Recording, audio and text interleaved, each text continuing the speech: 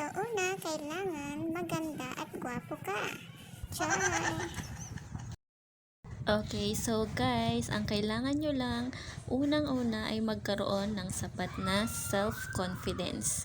Kasi, ang hirap naman magpapansin kung ikaw ay natural na mahiyain. So, ang tip na ito ay magagawa mo kapag nakapag-ipon-ipon ka na ng sangkatutak na self-confidence. Okay, so tandaan, dapat ang self-confidence mo with harot. So, next na gagawin mo, mag-the moves ka na. Ano nga ba yung example ng the moves natin? Okay, so ang unang the moves mo ay yung pagsasabi ng sorry. Bakit? Kasi, kunwari, kakalbitin mo siya sa likod, tas pag lumingon siya, sabihin mo, ay, sorry. Tapos, doon mo na ipapakita yung maganda mong ngiti. Magpapakyut ka. Huwag pa bebe kasi pangit yun. Tapos, yun na nga. Nangitian mo na siya. Hindi na niya yan makakalimutan. Pag nakakasalubong mo siya, for sure, kilala ka na niya.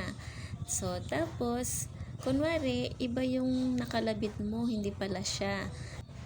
At yun na nga, ang una mong the moves. Okay, so next naman na the moves mo is create reasons. So anong mga ba yung mga create reasons? So tulad ng mga reasons para makausap siya, para makasama siya, mga ganon. So kunwari naman ay nag-aaral pa lang kayo or nasa trabaho, nag-work na kayo, ganon. So, kung nag-aaral pa lang kayo, ano nga ba yung mga dapat mong itanong sa kanya? Kunwari, mga assignments, mga lessons, ganun. Or kung sa work naman, same lang din. Magpapaturo kunwari, ganun. Okay, so next naman, dapat alamin mo kung ano yung mga interest niya. So, ikaw man ay babae or lalaki. Same lang yun. Alamin mo yung mga interest niya and then yun, pagka-interesan mo din.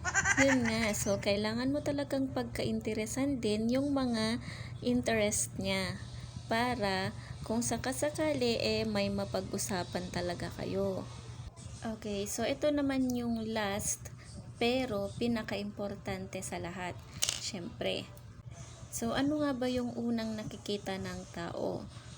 So, ang una niyang nakikita ay yung panlabas na kaanyuan. Kaya, hindi naman importante kung natural kang maganda or gwapo. Ang importante, marunong kang mag-ayos. So, ayun nga. So, kailangan mo namang mag-effort kung hindi ka na nabiyayaan ng kagandahan o kagwapuhan. So, effort din. Paano yung effort na gagawin? So, magsuot ka lang ng mga damit na talaga namang babagay sa'yo. Magsuklay ka. At, higit sa lahat, try mo ring magpabango. So, yung pabango mo, dapat hindi iba-iba. Try mong mag-stick to one lang para magtiwala siya sa'yo. Kasi, yung pabango mo na yun, hahanap-hanapin niya yun lalo na kung laging yun yung naamoy niya sa'yo. Tapos, try mo rin maglagay ng kolorete.